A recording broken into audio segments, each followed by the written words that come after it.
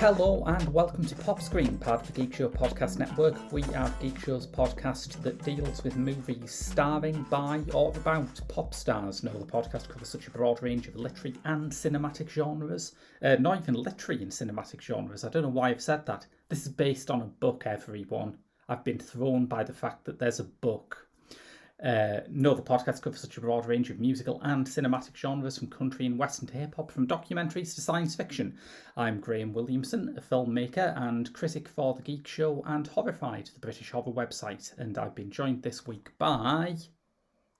Hello, I am Prob, also known as that guy who hates Free Jack and also tolerated Moonwalker. I've been here before.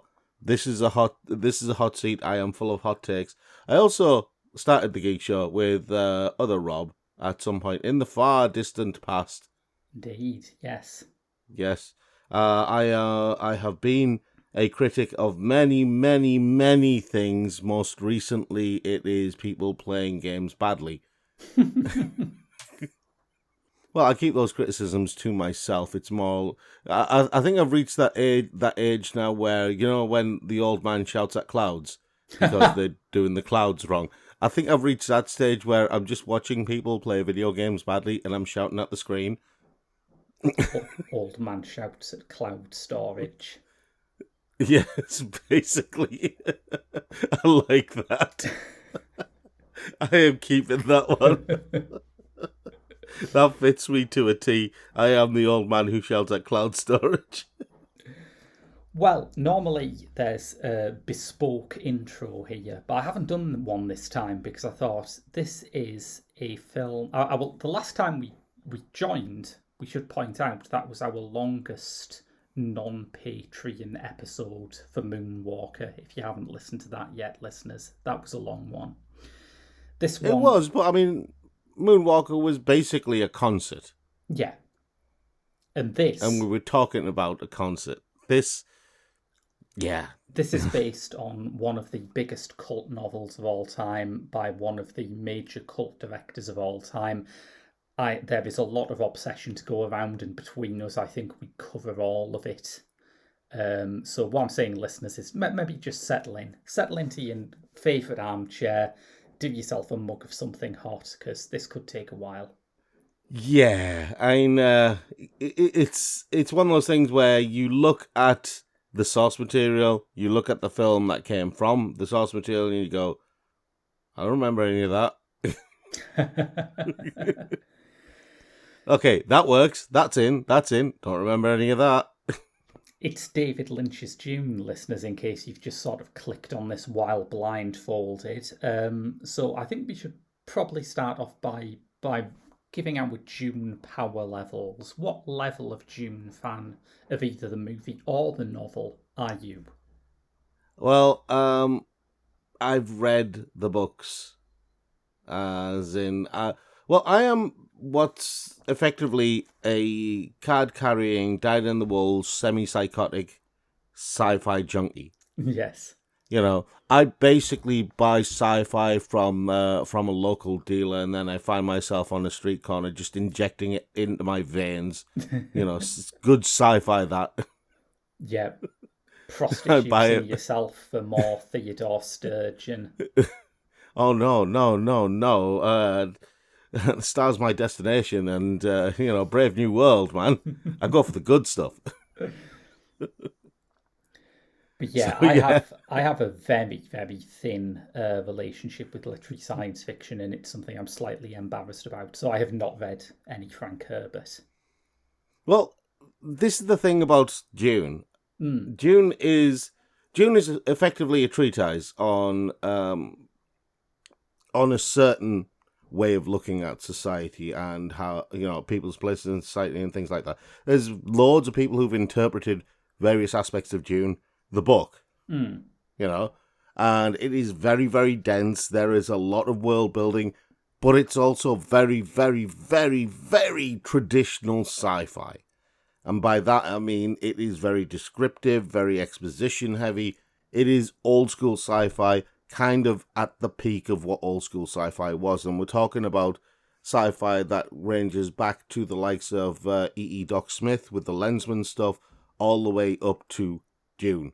After Dune, sci-fi started getting a little bit easier for people to get into. You still had some kind of throwbacks, like Kim Stanley Robinson's Mars trilogy and stuff like that. And also you had, what was it? We covered one on Literary Loitering, and I'm trying to remember the name. It's a nice, thick tome of a book about the future and humanity's future, like thousands and thousands of years in progression into the future. And I can't remember the name of the book, but it's on my bookshelf. Damn it. But yeah, you still get throwbacks like that, which are really, really catered to fans like me. But then you get the more kind of low-level sci-fi, basically what I would call science fantasy rather than science fiction. Because science fiction is hard, right? Yeah. You can have cyberpunk type science fiction, but that's still quite hard science fiction when you get right down to it. Because even though cyberpunk is talking about changing the body in some way using technology, cyborgs, cyberization, things like that. That's where the term is. The fusion of biological and technological. And even though that is a thing, it's still quite hard. But then you have the likes of, say, Star Wars. Yeah, which will Wizards. Exercise a certain influence, I think, over our conversation here, because this is very obviously intended by its producer, Dino de Laurentiis, to be his Star Wars. Yes, and I think that's the big problem here, is that in no way was Dune meant to be Star Wars. No, it really wasn't. And in no way was David Lynch meant to direct Star Wars, although, if you can believe it, he was actually scouted and asked to direct Return of the Jedi before he signed up to this. I'm sorry, but I would pay good money to see David Lynch's version of Return of the Jedi. Absolutely, yes. No, in fact, I will go even further. I demand David Lynch's version of The Phantom Menace. I demand it. I want it now. This needs to happen. I want a Twitter campaign. David Lynch's version of The Phantom Menace. It needs to happen. You know it needs to happen. It'll start a new whole prequel trilogy. That'll be so much better and a lot of weirder as well. It'll be a lot weirder. Midichlorians replaced with Garmin Borsia. Yeah. Jar Jar Binks replaced with that weird giant guy. Yeah. I mean, hell, it'll be a lot less racist. Yeah, absolutely. Yes. Yeah. So that's our respective experience with Frank Herbert's book. What about this film? How many times have you seen this film? Because I assume it's more than once.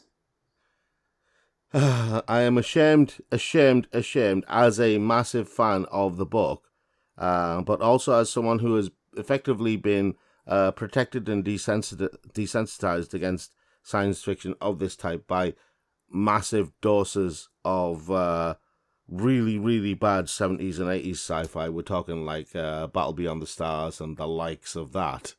Yeah. So I can approach Dune, the 1984 version, and watch it as a movie and completely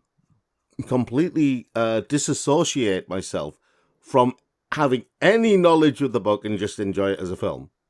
Which is a weird power to have. Because when you then go and talk to fellow fans of the book, they're like, I don't think it was a bad movie. You can see the evil appearing in their eyes. Does it still have that rep? Because my understanding of Dune was that it was genuinely hated for a very long time, but people have recently softened towards it, I think. People have. Persons in particular that I will not name haven't. You know who you are. But that's the thing, because of course part of the reason why we're doing this now is Denis Villeneuve's enormous adaptation of the first half of Frank Herbert's Dune. I agree with the way that he's doing this.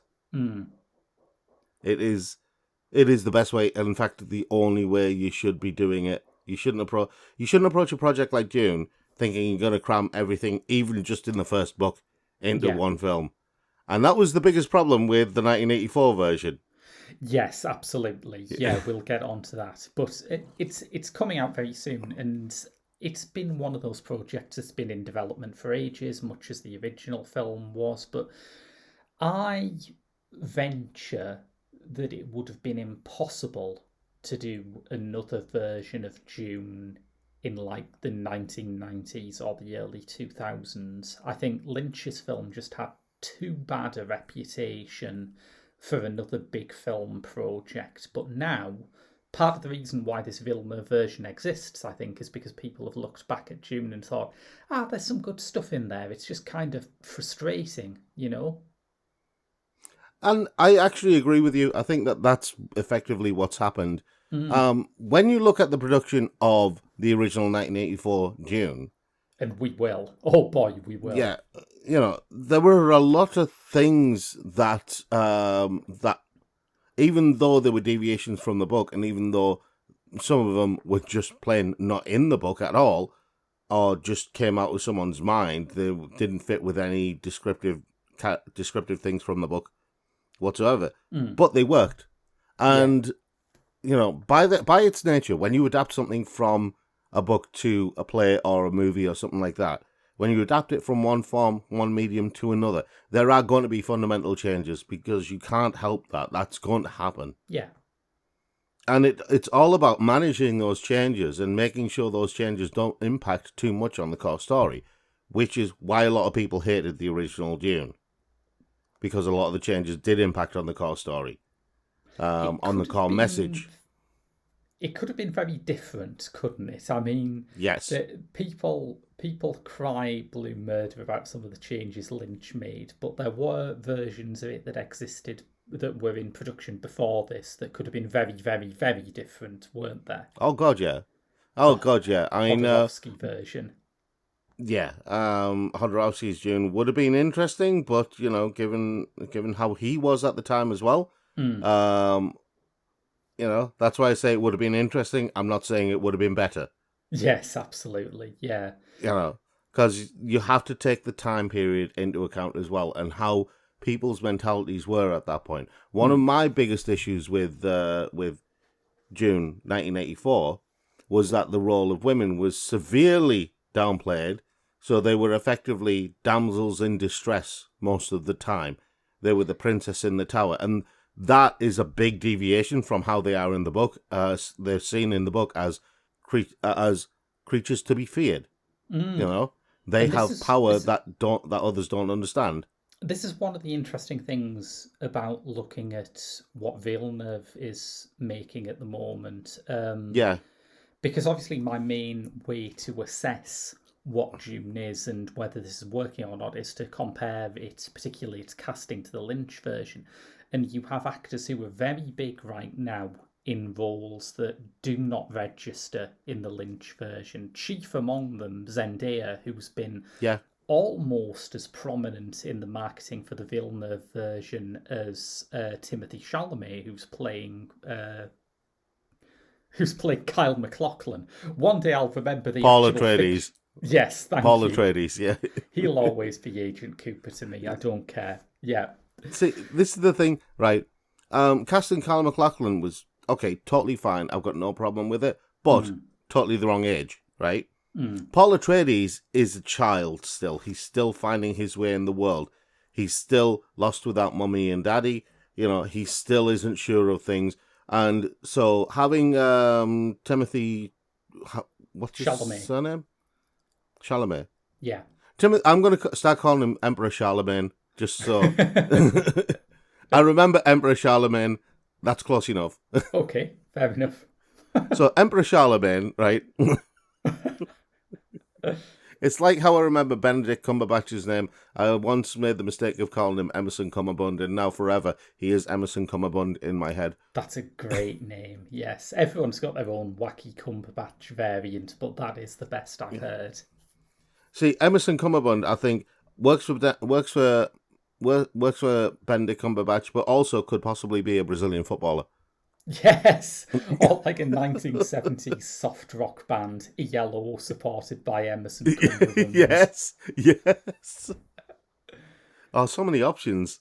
But yeah, anyway, Emperor Charlemagne, he looks like he's more of a teenage boy. Yeah. He has that frailty about him that you would expect to see from from someone who's effectively been raised, in immense wealth and power and, and privilege. Yeah, I'll go with So, that. Yeah. And so he has that frailty that you see when you look at royalty and stuff like that. During their teenage years in particular. Kyle Zendaya, MacLachlan, meanwhile, yeah, looks like a itinerant member of the Osmonds in this. yeah. Yes. There's nothing I can say about that. He looks like that. I mean, it's a weird thing that they picked Kyle MacLachlan, but I kind of go with it because I'm used to it now. After many, many, many viewings of Dune, I'm not even going to tell you how many because I lost count a while ago. Yeah. Every time it's on TV, I kind of sit down and watch it and remind myself, never again. See, I But adore every single time, MacLachlan, and I can understand him being miscast in this because it was his first big role, and no one really knew what his thing was. But yeah, I think his strength is that he is able to bring this sort of snarky, ironic quality to everything that he plays, which is very appealing. And the further Dune goes on, the less room there is for that. He is very, very out at sea in the later stages of this, I think.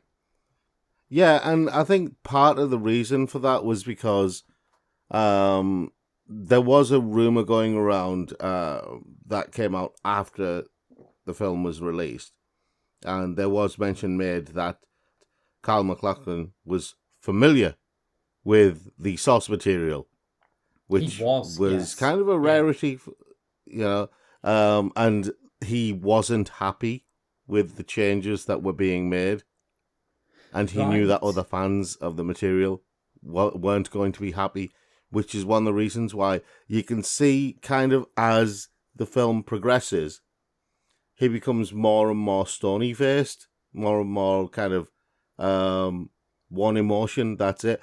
And there is a thought that people have that maybe it's him transitioning from human to something else. Personally, I think it's him getting angrier and angrier and angrier by the end of the film. Yes. You were going to say something about his inner monologue. You were going to say something about Zendaya. Yeah, I was going to say Zendaya is Cheney. I got to. Yeah.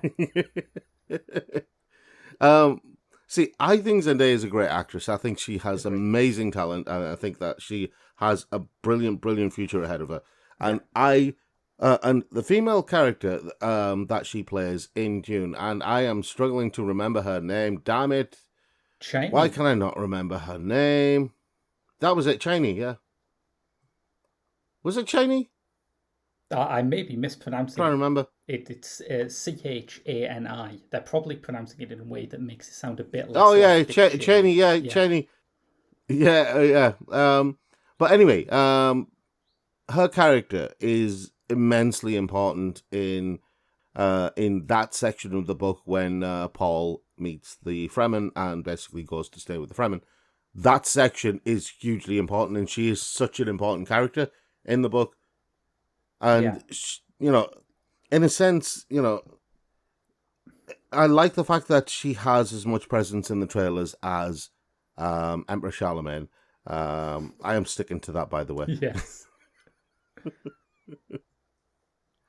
I like the fact that she has as much presence in the trailer as Emperor Charlemagne, and that it looks like that she's going to get the screen time that she deserves as a character, because I really like her character. I think she's a fascinating character for anyone to write about, let alone Frank Herbert.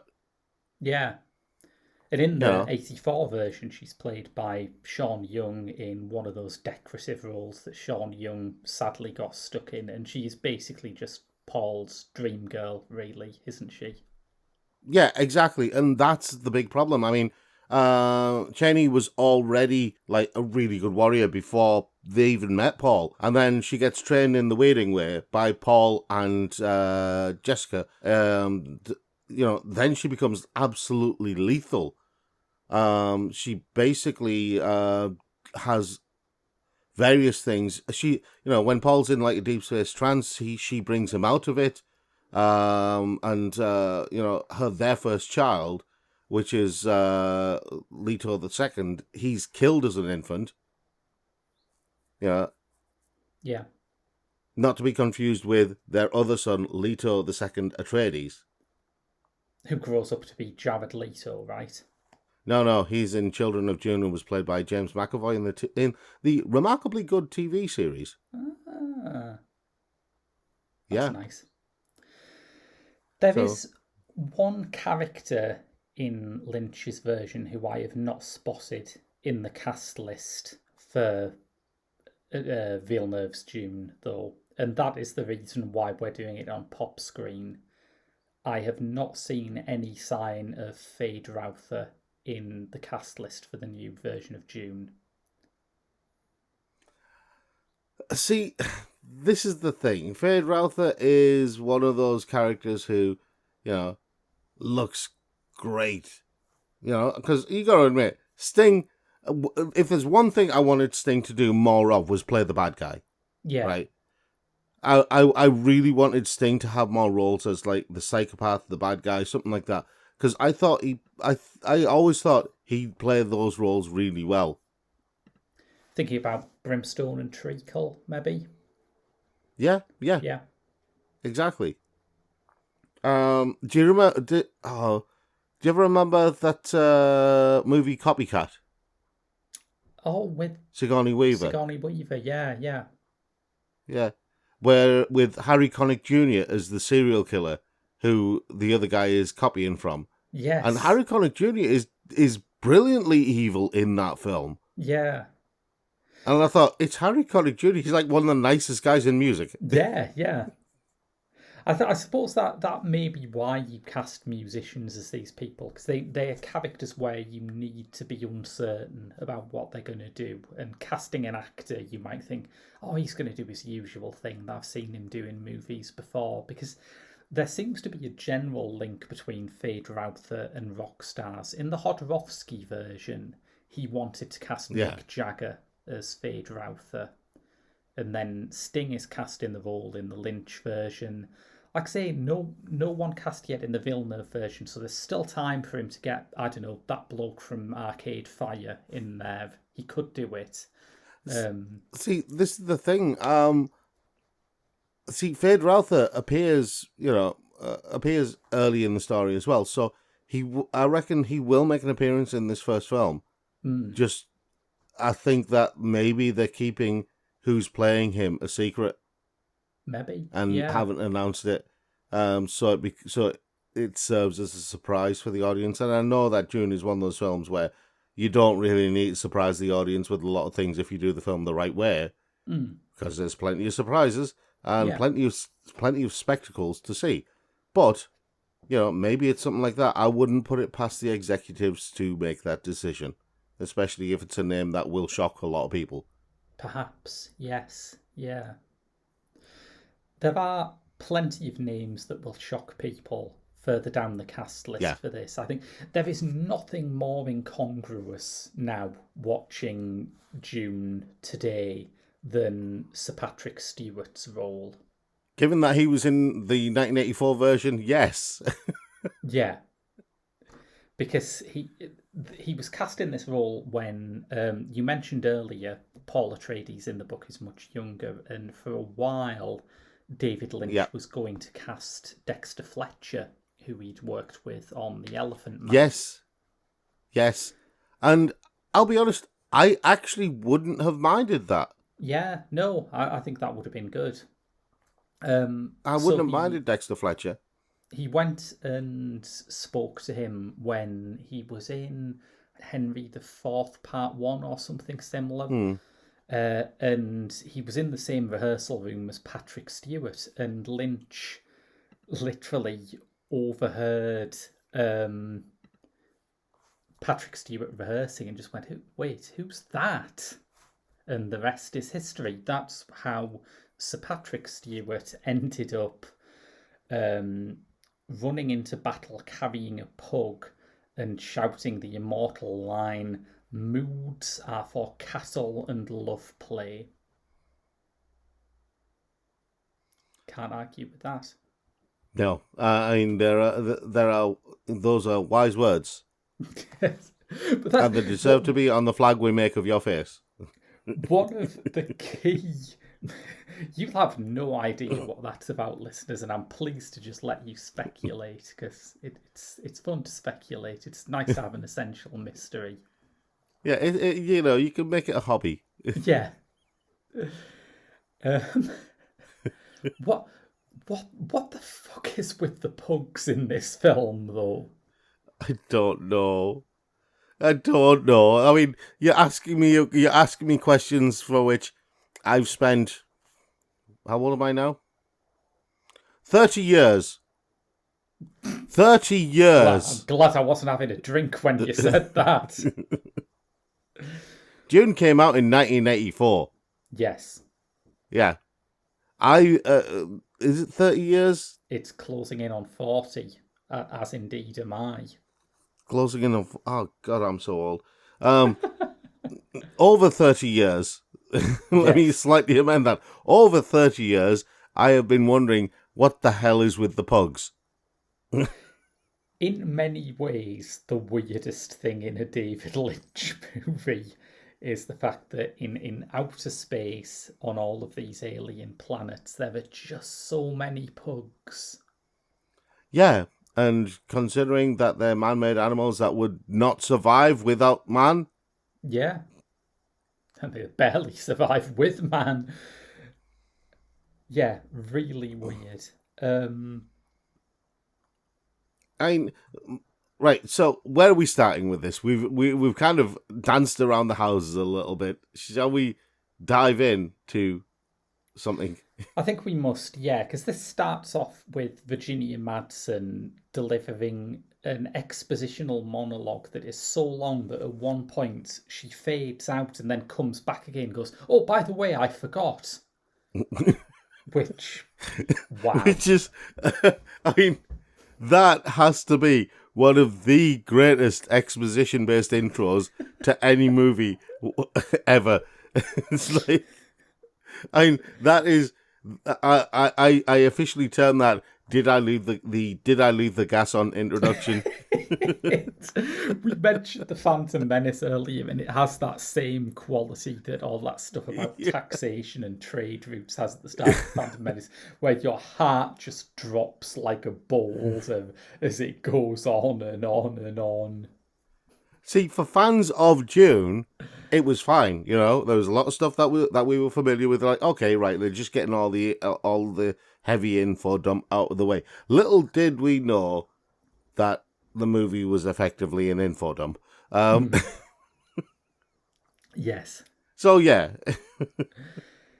And it goes on from here. The next sort of big thing I remember, and for some reason I always remember this as happening about halfway through the movie, but it's not. It's right there at the start. You have Jose Ferrer, who is introduced talking to this big metal thing that is brought on that looks very much like the kettle that David Bowie turns into in Twin Peaks: The Return, right? Yes. That's basically the Space Guild's special report thing, isn't it? That you're talking about when the Space Guild, or the people who have taken so much spice, because let me be clear on one thing in particular, right? And it's a much overlooked aspect of Dune as a story. The idea that if you get high enough, you can fold space. Yes, these are my two main moral lessons that I get from Dune. If you take enough drugs, you can travel through space, and real heroes do jihad. Those are the essential morals of it. That's just from the movie, the 1984 movie as well, okay? So Take everything with a pinch of spice, okay? Yeah, that guild Right. navigator. Anyway, yeah. When he turns up, you could see very clearly Lynch had no idea what to make him look like, so went and filmed a manatee. He didn't actually film a manatee, but that's what it looks like. Well, he had that. It looks like a manatee, doesn't it? It does look like a manatee. He had an explanation about this. He said, "I wanted the third stage navigator to be a fleshy grasshopper, and I took a drawing in for Tony Masters, the production designer. Tony took that drawing and augmented it in the details, and then Carlo Rambaldi built it. I have a theory about Carlo Rambaldi. He always builds himself, and so somehow the navigator looks to me a little bit like Carlo Rambaldi, and E.T. looks exactly like Carlo Rambaldi." I'm scared to Google the guy now. I am not scared to Google the guy. In fact, I am going to Google the guy. Actually, what the hell? Yeah, I'm going to do it. Let me see. Rambaldi. Yeah, Rambaldi. Dear gods, what is that? Oh, right, yeah. He looks nothing like E.T. He doesn't. There's even a picture of him with this little sort of sculpture of E.T. beside him, and I am not confused as to which is which. I suppose in David Lynch's world, you know, yes. After a few too many bouts at the spice, maybe they look the same. But I would easily recognise E.T. and Carlo Rambaldi. Number one, I would identify the human as the one with the really thick, bushy eyebrows. Yes. And because if you're talking about a really identifying feature on Carlo Rambaldi's face, it's his eyebrows. He's also got a normal-sized neck and legs, which I think is a dead giveaway. Yeah, and he's wearing clothes, which is also a dead giveaway. But it's the eyebrows. If you removed all of those things and then covered up everything else, the eyebrows would be a dead giveaway. Do you think it's like an Italian thing? Because Martin Scorsese has those eyebrows as well. Maybe Carlo Rambaldi and Martin Scorsese are cousins. Maybe. You never know. Small world. Same number of syllables. Yes. So yeah, the next thing that stands out for me after the Navigator is when we get to House Harkonnen, which you have to tread through a bit to get through. But House Harkonnen are, I think, one of the big triumphs of this movie. Really? I mean, from my perspective, let me... Okay, yeah. From a movie perspective, yes, I will agree. But not just from a movie perspective, from a Lynch perspective. They are the part of the film where you can look at them and you can look at Wild at Heart or Blue Velvet and think, oh, yeah. Yeah. Yeah. Same guy. I got you. This. Yeah. Yeah, I got you. Yeah.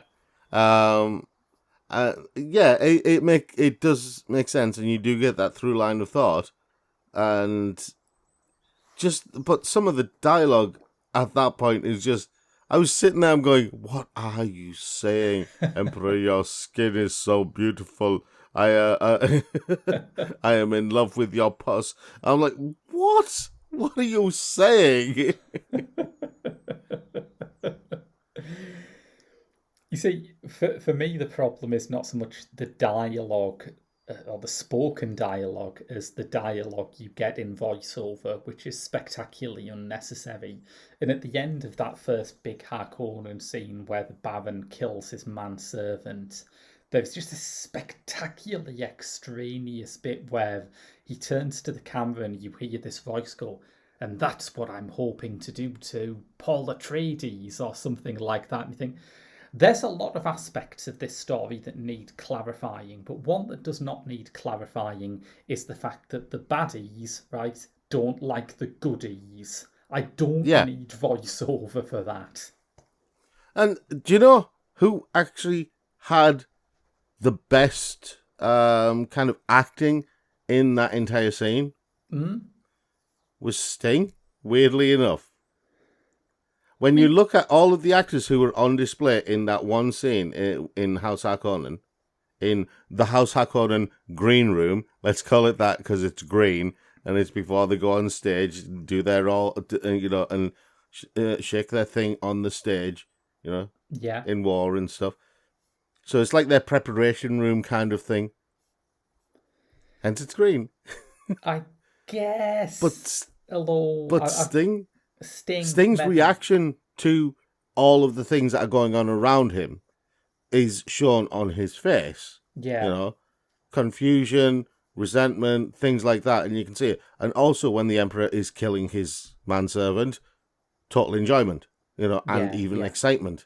And that, and it's all delivered without words. And I like the fact that he didn't get any lines in that scene, but he still half stole the show in that scene. Yeah, I guess. I will say that, again, looking down the cast list for Villeneuve's, Stellan Skarsgård as Baron Harkonnen was the only one where I thought, oh, big shoes to fill there, because I guess maybe it's just the fact that I'm not as familiar with Kenneth Macmillan as an actor as I am with Jose Ferreira or Francesca Annis or Patrick Stewart or all the other hundreds of people in this. But his performance feels to me like completely of its character. It feels completely embodied. I'm not watching an actor there. It feels so real in a big, grotesque way. And that's, I think, part of why I think the Harkonnen scenes are the best things in the movie. Have you heard Jodorowsky's rationale for casting that, by the way? Go on, tell me. In the documentary Jodorowsky's Dune, there is a brilliant bit where he's talking to camera and he's saying, "So I'm looking at the character of the Baron, and he's a big fat guy. He's huge. He's so big that he sort of floats around like a blimp, and he just eats and eats all the time." And I thought, aha, Orson Welles. Wow. Wow. I mean, don't get me wrong, Orson Welles would have killed the role, but it is kind of embarrassing that the guy who had made several of the greatest films of all time was now being cast on the basis that he is really fat. And if that's the case, why not just summon Marlon Brando? Well, this is the early 70s. I don't think he'd quite got to his peak physique that you see in The Island of Dr. Moreau. Well, that's because, he could have been a contender. He could have been somebody. Yes. No, but I just the reason I mentioned Marlon Brando is because the thought of Baron Harkonnen as the Godfather just tickles me for some reason. Because in the book, he's basically an evil genius, right? Yeah. He doesn't really have all the skin lesions and stuff like that. He's just so fat, he can't carry his own weight. And so, he needs special help. Yeah. And that's one of those things where Lynch has basically taken the liberty of pointing out that the really ugly guy with all the pus-filled lesions and stuff like that, that's the bad guy, kids, in case you were wondering who the bad guy is. It's one of the few bits in it, I guess, that feels like it's done in those primary colours, so I can see why it would rub someone the wrong way a bit. It is not a very sophisticated piece of casting. It's one of those filmmaker things where they basically say, look, it's the bad guy. You know it's the bad guy because they're ugly. Ergo, all ugly people are bad. Yeah, no, that's... And I don't like that kind of... patronising... filmmaking or storytelling. Yeah. No, I think that's an absolutely fair critique. There's some bizarre looks elsewhere in the film. I'm looking at my notes from when I watched it, and I've written, Freddie Jones is Dennis Healy. Maybe this is the Carlo Rambaldi influence again, that he's just giving everyone his eyebrows. Yeah, possibly. I mean, there's things that you just have to just kind of take it on the chin and go with, because if you sit I've seen many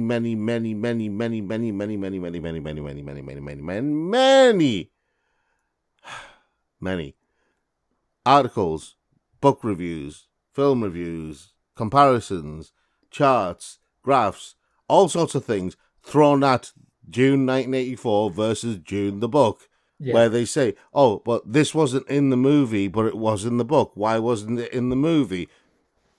You know, we think because of this reason, and it's always some weird reason that, you know, doesn't quite fit. And most of them ignore the simple reason that, hey, the studio wanted a certain runtime. Yeah. Something's got to give. A certain runtime and a certain certificate. I feel like, I think in the UK it's a 15, but in the US it had to be delivered as a PG-13. And I think when you've got David Lynch behind the camera, that kind of hems off some of the things that he can do. But yeah, it's true. One of the running details I've noticed in researching the production of this film is there seems to be an obsession with how big the script was. That after Jodorowsky left, there was a brief attempt at getting this off the ground with Ridley Scott directing and Rudy Wurlitzer scripting, which, aside from anything else, is just one of those mad combinations of director and screenwriter. Like, you could give them Anne of Green Gables and it would come out absolutely bizarre because they're so mismatched, I think. But anyway. Well, not only that, I mean, his surname is Wurlitzer. It's such a I'm sorry, but... Rudy Wurlitzer, man. So of Rudy Wurlitzer, do you know? I would, you know, anybody who writes a story and their surname is Wurlitzer. You know what I'm expecting? I'm expecting excitement. I'm expecting adventure. I'm expecting a roller coaster of emotions, and I mean that quite literally because the Wurlitzer is that ride at the fairground. Rudy Wurlitzer is probably most famous as the writer of Sam Peckinpah's film Pat Garrett and Billy the Kid. I thought you were going to say as the inventor of that ride at the fairground. Well, probably actually, yeah, but he's probably his son, isn't he? That's how he got into Hollywood, with the money from his dad's invention. But yeah, so you've got the director of Alien and the writer of Pat Garrett and Billy the Kid collaborating on Dune. That's mad. But anyway, their script was 187 pages long. Lynch came on board and his first draft was 200 pages long. They managed to do most of the hack and slice before it went into production. But when you consider that this film is 2.25 hours, I mean, that's basically a whole hour of material that's gone. Yeah. I mean, the thing with the script, and this was the thing that I think kind of annoyed me more and more the more I watched it over the years. It didn't annoy me at first, and I do remember when I first watched Dune, I was like, oh, this was all right. Wasn't that bad. Didn't really think about it, because I'd read Dune by that point, and I'd read the other books, God Emperor Dune, Children of Dune, you know, Chapter House Dune, stuff like that. I'd read other books by the time I got around to watching Dune. And didn't think anything of it. Because I'd been desensitized by 70s and 80s sci-fi. Yes. So, as I watch more and more of Dune over the years, as it comes on TV, and, you know, I find it on like various channels, or find it on video and decide to watch it again, I become more and more annoyed at the I have to deliver this properly, so let me just get into character, as if I'm in David Lynch's 1984 Dune. Shall I shout action in the voice of David Lynch? Yeah. I do action. Okay, Pete, action! So I have to wonder why David Lynch wanted everyone to whisper like this when they were doing their I don't know why I should have an inner monologue like this when I should whisper all of the time. I don't know why everyone has to whisper in a voice like this, even when they're speaking out loud. Why does no one shout in this film? Except over speakerphone. It doesn't make sense.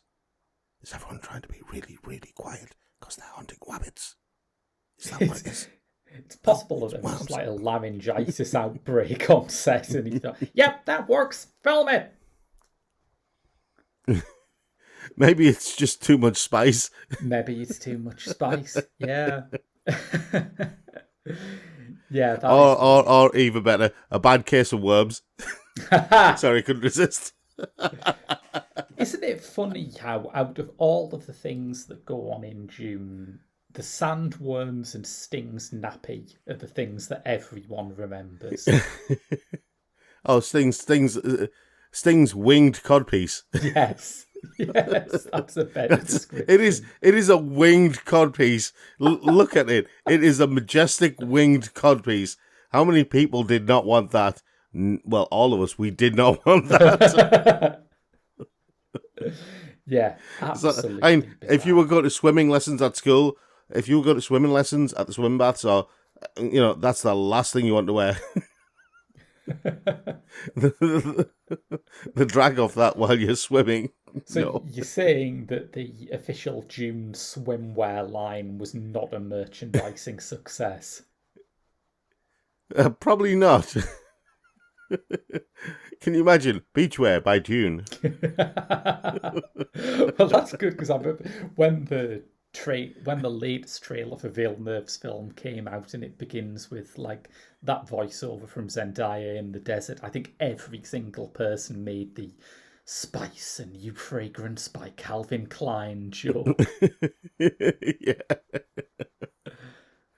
I mean, the thing I hope is that there's much less whispering in Denis Villeneuve's version of Dune, because I got so sick of all of the whispering and all of the inner monologues.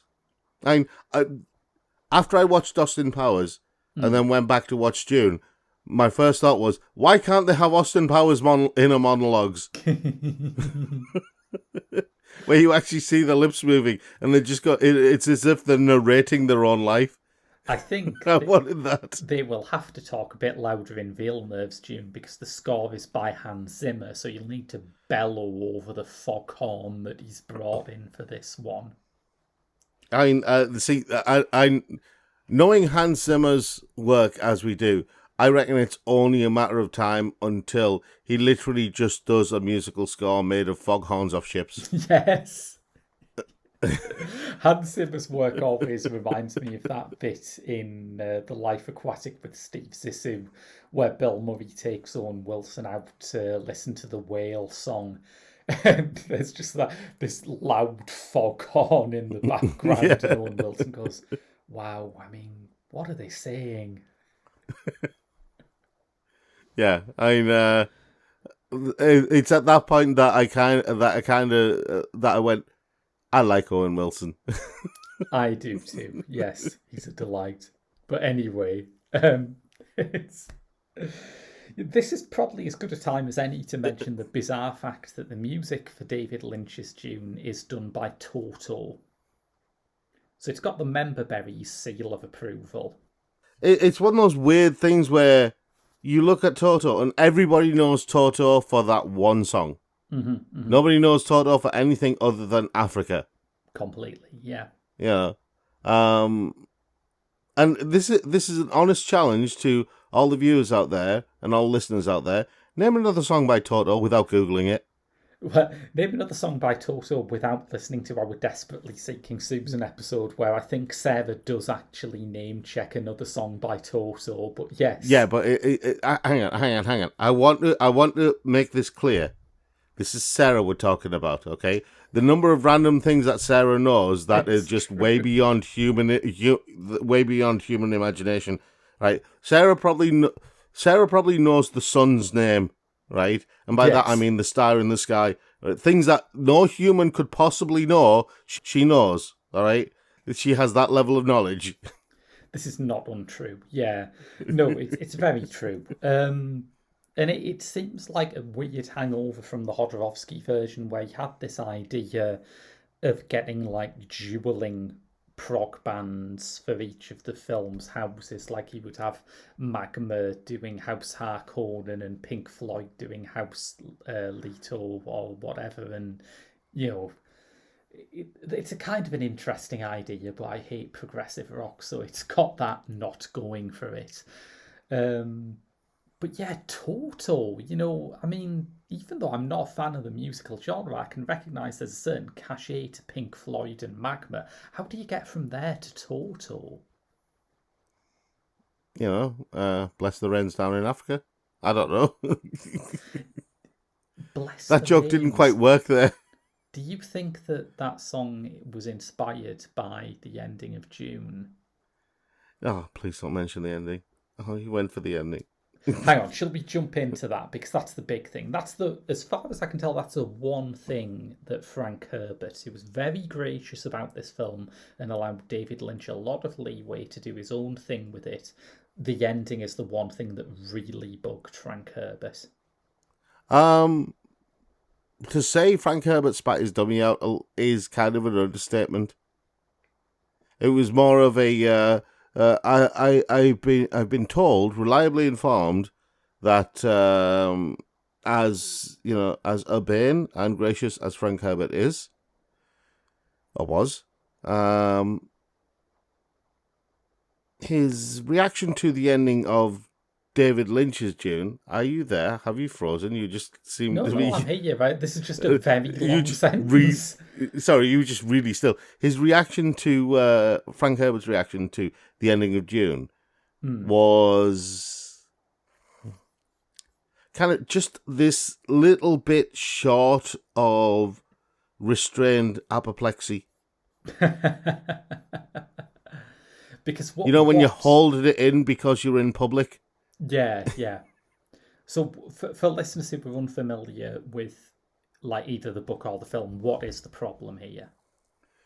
Well, the problem is, it has to do with that line, from Toto, bless the rains down in Africa, because they bring life and stuff like that. But unfortunately, Arrakis is a desert planet where you have a bunch of worms, and it is also the home of spice. So what happens if you get rain? Let's examine this, shall we? Millions of years of evolution to get the sandworms and that particular ecology working, and spice as a thing, and all of those millions of years. Well, rain on Arrakis is effectively like having all of Earth's volcanoes explode at once. Yeah. It basically would decimate the planet. And you're like, you didn't really think about that, did you, Mr. Lynch? And the other thing about it is, from my understanding, is that Frank Herbert's Dune takes pains to at least try and come up with science fictional excuses for its fantasy tropes, whereas by the end of Lynch's Dune, Paul is just a god now, I guess, and he can make miracles happen. Oh, God, yeah. I mean, right. Frank Herbert's Dune, as I said, has multiple messages in there. There is the role of women in society, for one, and there are various other things. It's effectively a treatise on multiple things that existed in society at that point when he wrote the book, right? And it's proper sci-fi in that it reflects the real world. Yeah. Or it reflects the real world of then. And that's why it works as proper hardcore sci-fi, right? Whereas David Lynch's version of Dune starts off as proper hardcore sci-fi, then somewhere along the way, it kind of skips over into the Star Wars timeline where you have space wizards and goes, ooh, space wizards. Going to go along here and see where this leads. Let's go. Oh, right, now he's a god. Shall we go even further? So imagine the scenario where he went even further, right? And he went from the Star Wars universe to the Dragon Ball universe. That's right, we're going Dragon Ball here, folks. And he's basically in the same universe as Goku. So Paul Atreides now is not just God, He is Beefcake God, who has now reached like God level 7, and when he transforms into his Super Atreides mode, his hair becomes really long and blonde and reaches down to the floor, and his eyebrows also reach down to the floor for some reason. Don't know why. Is that what was happening with his mullet in Twin Peaks: The Return? Possibly, we're not sure. Not sure. We will examine this and come back to you. But anyway, yeah, so he'll go from the Dragon Ball universe then into another universe where maybe he can have multi-god modes, I don't know, and maybe even become a Transformer. It's something that could happen. Mr. Lynch, make it happen. Yeah, I'd absolutely love David Lynch's Transformers. I think it's not too late for that to happen. Starring Paul Atreides. And since you gave such a big break to Patrick Stewart, I'm going to say, Mr. Lynch, make it so. Yes, nice. Yeah, you're right though. It does become visibly more Star Warsy halfway through. My understanding is that the sonic weapons they use are not in the book. No, not at all. No, there are no sonic weapons. And that's clearly the result of someone saying we need something like a lightsaber in this. Yeah, the whole thing with the weirding way, right? Do you remember Equilibrium and the gun cutter in Equilibrium? Yes, right? Yeah. The gun cutter in Equilibrium I particularly like as a movie-based martial art. And the reason why I like it is because it's a very practical thing, and it's a very logical thing. When you look at the moves that they use in the gun cutter, some bits of it are completely illogical, but some bits of it are very practical and very logical. Yeah. And so it actually makes sense from a certain perspective. When you're talking about the movie, the storyline, stuff like that, it makes total sense, right? Yeah. It's grounded in the reality of that film. Fine, right? And the weirding way is grounded in the reality of the books. It makes sense within the context of the law and the traditions and the world building that goes on in Dune and the other Dune books. The weirding way being that particular form of martial arts. Yeah. Yeah? So, taking that and applying it to the David Lynch thing, you're right when you say that it is their version of a lightsaber. When did Spaceballs come out? I think that was like a few years after this. Yeah, because by the time it got to Spaceballs, and then I had to watch Dune again, kind of like my 5-yearly penance kind of thing.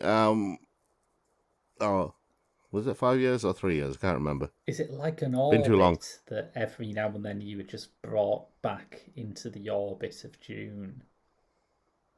Yeah, something like that. It's something between David Lynch and me that I wasn't told about. I'm not sure. So yeah, I went back into Dune, and I'm looking at these sonic weapons that they've got, and I'm going, and in my head, and completely unintentionally, my brother literally spat his coffee out because he was watching it with me, and we'd both watched Spaceballs like a few weeks before, and the first time Carl MacLachlan, Paul Atreides, gets one of those sonic weapons, all I said was, "I see your Schwartz is as big as mine."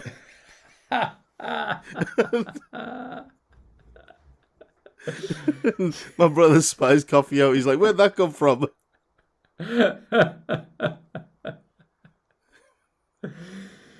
Yeah, it's true. And I think one of the things about sort of making Dune into Star Wars is that to a certain point, I think people overlook the fact that Dino de Laurentiis' plan with this makes sense, that he had a history of getting weird art house directors to do big commercial space opera projects and having it pay off.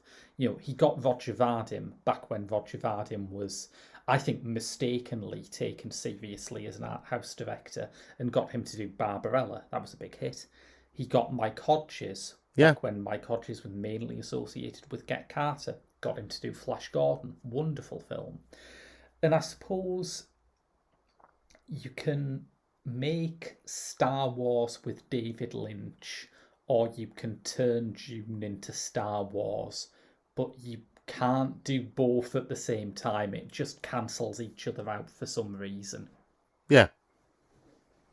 I'm the thing that I find fascinating about David Lynch's take on this, and just the whole influence of the studio executives and the producers on the production. I mean, Lynch has made it clear that he basically had his hands tied. Completely, which, yeah. You could see that from the production.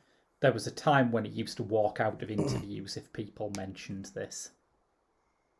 Yeah, I mean, he did do an interview where he did talk about it, and that is available on YouTube and various other places. But the interesting thing about the whole concept of Dune, I mean, Dune was effectively made as a counterpoint to Foundation. Right. And I find it interesting that Foundation has a TV series at the moment.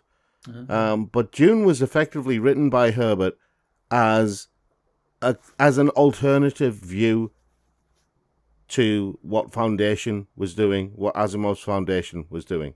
The whole idea of a decaying galactic empire and what replaces it afterwards, that sort of thing. And that, I thought, was, I've always thought that Dune really did well serving as that kind of counterpoint to Foundation. A lot of people these days will not have read Foundation. Including me. Foundation is one of those things where if you're going to read any classic sci-fi, then Foundation is difficult to recommend. And it's also difficult to recommend Dune. And I know that there are people out there who are going to be going, why? They're going to want to lynch me for this. Pardon the pun. Yes. But I will explain, okay? One of the reasons why I find it difficult to recommend Dune now is because Dune, again, just like Foundation, is very much a product of its time. The language of the time, the philosophies of the time, the viewpoint of the time, things like that. And people now don't have that mindset anymore. So if you have an open enough mind, I would recommend reading them, but most people don't, unfortunately. And they are absorbing stories. It's just they take a little bit of time for you to get absorbed into them. The language is very, very... the language is very precise, I would say. They both Asimov and Frank Herbert chose their words very carefully before they put them to paper. Yeah. So they do have specific meanings, and a lot of those meanings got lost in Lynch's version of it because of the interference of producers and studios and the influence of Star Wars. Yes, yeah, certainly the influence of Star Wars. Yeah. Which is a shame because, for its time in terms of the production, it wasn't bad. Yeah, I mean, the one thing that no one has ever been able to deny, apart from Gene Siskel, who described this film as physically ugly, and I think that is like almost mathematically wrong, because it is a gorgeous looking film. Yeah, I mean, I would disagree with Gene Siskel in a number of ways, but the most obvious way I would disagree with them is just the sheer spectacle at the end of having basically all your main characters in one room with all of their different costumes and uniforms and everything like that. Just all in one place. Yeah. And I would say, okay, you tell me how that isn't a grand spectacle. Completely, yeah. And I think one way in which the film is ahead of its time is that it uses design to get those bits of world building that are harder to get across in a film story. Yeah. It has every planet have its own particular aesthetic and reference points, and it makes that not confusing. There are plenty of bits in this that I found confusing, but I was never confused about what planet we were on because everything looks so radically different, and I really appreciated that. Yeah, I mean, it was. I think it was a rarity in films because it was pretty much the only one that did that. Outside of, say, Star Trek, Yeah. Where, and I'm talking about the Star Trek TV series, not the Star Trek movies. Star Trek TV series made a point of how, the Shatner TV series made a point of having different aliens, but a lot of those aliens were humanoid, but it did have non-humanoid aliens as well.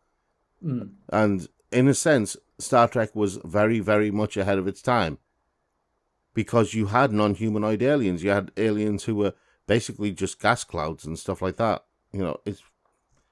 But what this strikes me as is a step on the road to something like Children of Men, where there is no point in Children of Men where anyone sits down and says, okay, so after babies stopped being born, this happened, and the government went this way, and this law was introduced.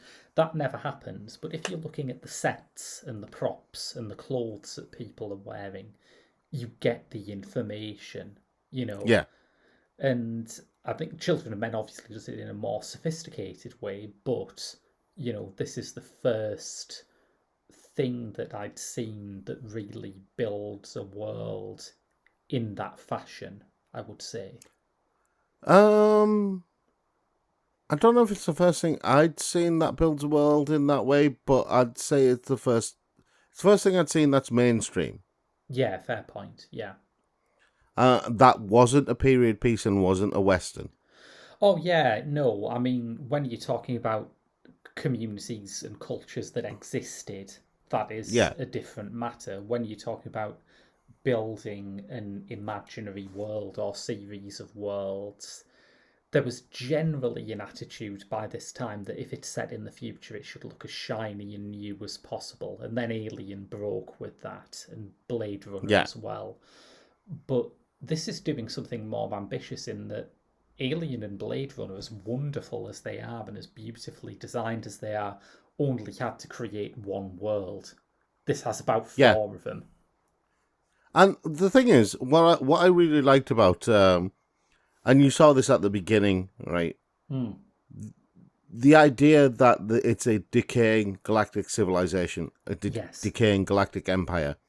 And you got that inference from the very beginning, when the first thing that you see after the introduction, when you go into the Space Guild special report, is the Emperor at a party sending his daughter away. There's gold everywhere, there's opulence, everyone's wearing fancy clothes, and yet the Emperor is still afraid. Yes, yeah. I think and it's beautiful grace notes like that. The whole thing doesn't work, I think, but there are beautiful grace notes in it. Oh, absolutely. I really wish Lynch had been able to make the film that he wanted to make. Yeah. Because I there's a part of me that thinks that, in all honesty, he would have done justice to the source material if he'd been allowed. As much as he wasn't interested in it, I reckon that he's enough of a professional to have looked at the source material and gone, there's probably stuff I can do with this. Well, the tragedy of it was he was interested in it at the start, and he remembers he hadn't read the novel before he signed on, but he said he read it very quickly and he found it completely absorbing and compelling, and that he was very excited to start work on it. The thing that he says went wrong is, as you say, that you go into it and suddenly everything is being cut, and every time it starts to go off in a direction that he was interested in, it has to be trimmed back because it's too long or too violent or too weird or, And that is one of the big complaints about Dune, the movie, is that it's not an action movie. Yeah. Because it isn't. And there are long periods where literally nothing happens. And for a lot of people the executives didn't like it because there weren't enough fights. You had characters who were basically being introduced and then literally dying, even though they were quite important characters in the novel. Yes, yeah. And quite beloved characters in the novel. And yet they were making an appearance and then dead next scene. You're like, well, what was the point of that? Yes. And you had all of these things happening, and you had Carl MacLachlan, who just looked like he was acting with gritted teeth more and more as time went on. Yeah, completely. Yeah, So yeah. by the end, when he's walking around, he's quite literally going, "Do not cross me." It's fun though, as a Lynch fan, there are so many theories that have come up over the years about why this didn't work. And there was a theory for a time that Lynch excels at small scale stories. You know, Eraserhead is mostly set in one apartment, Blue Yeah, Velvet is exclusively set in one neighborhood. But you look at Twin Peaks The Return, and that's a massive story that goes to Buenos yeah, Aires, Paris, other planets, and it's great. So I think the only thing that is wrong, the root of everything, is that it had to be compressed. And also, he has also said that he was really uncomfortable doing like big blue screen sequences because they have to be planned so far in advance. And he yeah, doesn't like that. If you can't improvise a bit on set, it's not creative for him, which I do understand. yeah. And I actually agree with him. I think that if there are things that you can't do a quick fix for, because creativity isn't something that you can plan. Yeah, It's spontaneous. It happens. You know, it's sparks of passion, imagination. Call it what you want, but they appear at random and disappear at random. And so you need to be able to work things out on the fly, on set, so you can yeah, capture that moment. yeah, absolutely. You know, Yeah. it doesn't work by committee. It doesn't work by schedule. You can't say, right, 3 weeks from now, we're going to be in here with the blue screen, and that's when that's we're going to make magic. We're going to make magic then. You know, it's We're going to make guaranteed. magic according to this very detailed series of plans that I have made. Exactly. Yeah. So I guess obvious question to close out with. As we have discussed this, have your feelings towards David Lynch's Dune changed in any way? No, I'm still in a love-hate relationship with it. And I don't think that will ever change. And the main reason I'm in a love-hate relationship with it is because I really like it, but I also hate the fact that it was made like that. Yeah. And I can't blame... I honestly do not blame David Lynch. I don't blame the actors. I don't blame the director. I blame Dino de Laurentiis.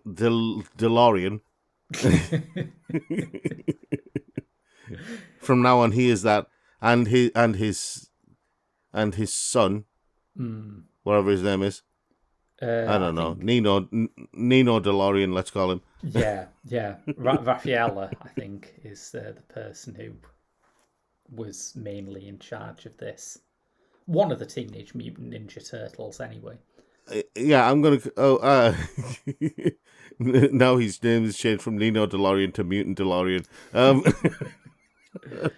So anyway, Dino DeLorean and his son Mutant DeLorean. I blame them two. I blame the studio for really lacking the ambition, because there were a lot of Dune fans at that point, and they would right long before you had this whole thing where the book transitioned into the film, and basically the book sold like hotcakes, the film sold like hotcakes. You created enormous fandoms, stuff like that. Stuff like you saw with Game of Thrones, yeah? Yeah. Long before that, you could have had that with Dune. And that, I think, is one of the biggest tragedies, is it's such a missed opportunity. The work that they put in terms of the production, the costuming, everything like that, they really could have made it work if they'd basically just had the courage of the convictions, stuck to the guns, and basically just made it into what it could have been. Because they basically... I mean, we talked about how a lot of the original book isn't there. What we haven't talked about are the bits from the second book that got included in the first in that film. Yes, and that's because there very were a odd, few isn't bits. it? Because that's like that's the first example I can remember of this kind of outrageous sequel teasing that is now in every single blockbuster, but it didn't really happen in movies back then, did it? No, it didn't. I haven't seen many earlier examples than this. It didn't. Didn't happen like that. I mean, it will always be a bugbear with me that Dune, as dense as it is as a storyline, as dense as it is as a narrative and as complicated and highbrow as it is as science fiction, because it is very, very highbrow science fiction. It's very high-level science fiction. Yeah.